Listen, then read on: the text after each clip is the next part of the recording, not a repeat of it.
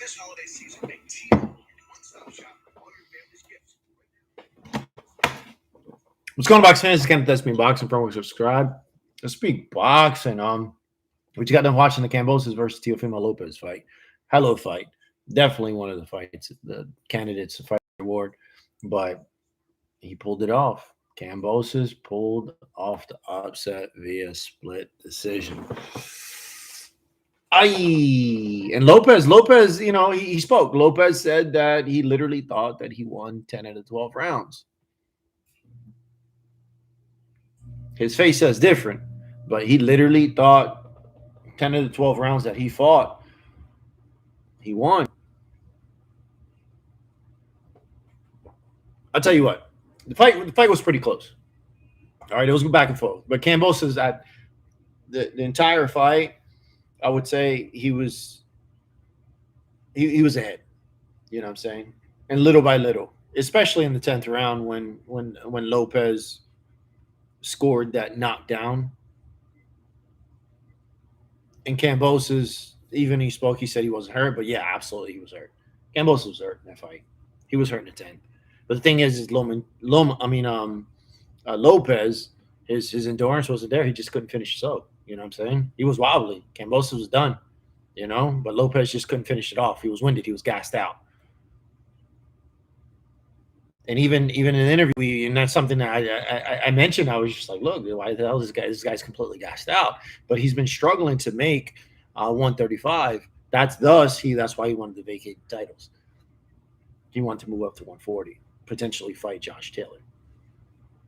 And it showed. It definitely showed. But I tell you what, the only thing is Kambosos came into this fight with a game plan.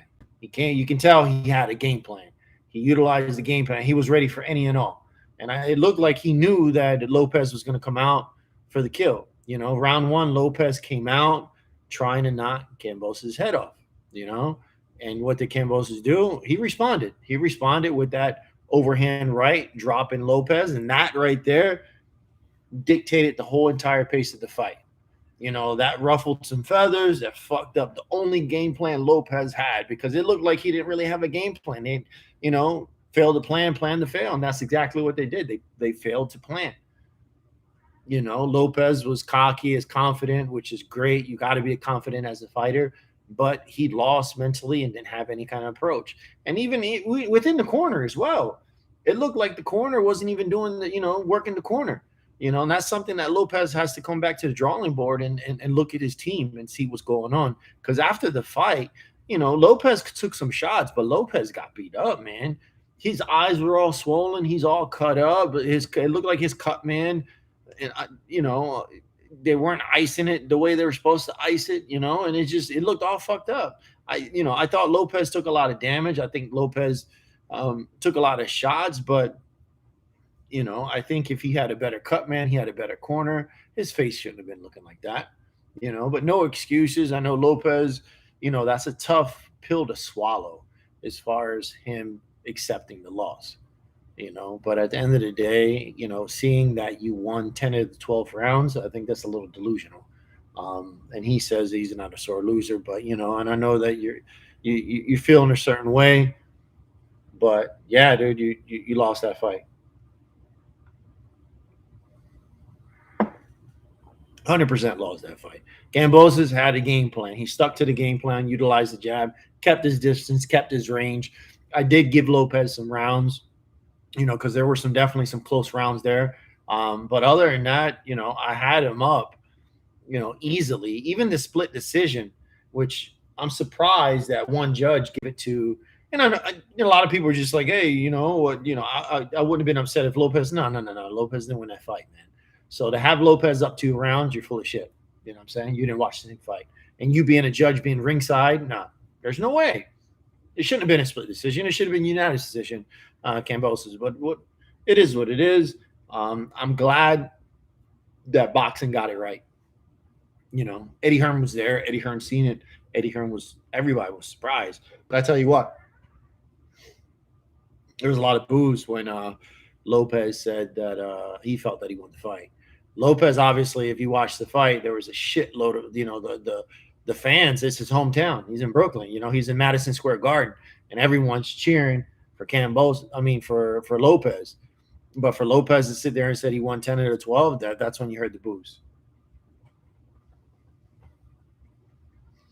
Yeah, 100%. I have no idea how a judge seen it and scored it for Lopez. You know, then, you know, I understand that. All right, so you could claim that, hey, Kambosos was the busier fighter. Kambosos, Lopez was the aggressor. Uh, Lopez landed the bigger shots, but that's not the case. That's not the case at all because Kambosos was higher punch output. You know what I'm saying? Defensively, he was definitely there. I think he was landing the bigger, cleaner shots, overhand right, utilizing the jab, left hook. His ring generalship was he controlled the pace and dictated the pace of the fight. He fought his fight. Lopez was just pressing forward until probably I would say the fifth, sixth round. That's when he got winded. He got gassed. But other than that, Kambosos, he did what he had to do, and he came with a plan. His camp came with a plan. He had a full year to train. And he definitely kudos. My hat goes out to him. Tip my hat to him and his team. But they definitely. But skill wise, I honestly think Lopez got better skills. 100%. You know, I just think Kambosos was the better fighter that night, that particular night. But it's just it's a humble pie. Lopez, his dad, his team. You know, it's one thing to talk it, but you definitely got to walk it, man. You got to take it serious. And there's a lot of, there's a lot of things in the air, a lot of questionable as far as, because this fight was postponed several times. He did catch COVID. There's a lot of inactivity going on with Lopez. And it definitely showed. It definitely showed. It looked like he struggled to make weight, which he definitely spoke on. So we know that. But what's next? But what's next for Lopez?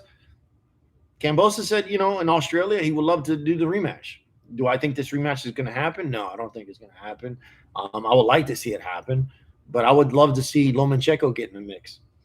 Kambosos did mention that Devin Haney versus JoJo, depending on how that fight, the outcome of that fight, he would like to fight the winner. Hopefully the Haney fight, But I would love to see Lomachenko versus Kambosos.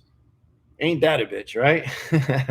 Lopez was talking all that shit, avoiding Lomachenko rematch, and guess what? He lost. It would be nice to see Lomachenko and Kambosos and Lomachenko, get back his belts and see what happens. But other than that, that was a hell of a fight, man. That was a great fight, great night of fight. The Zone definitely did his thing on that one. It was a high action fight. Kambosos, damn, he got a lot of options right now, man. But I love to see the upset like that, man. That's great for boxing. And it just goes to show. It goes to show the king can get dethroned at any given time, at any given night. But yeah, dude. Anyways, guys, it's Kenneth. That's been boxing from. Of course, subscribe. Have a good one.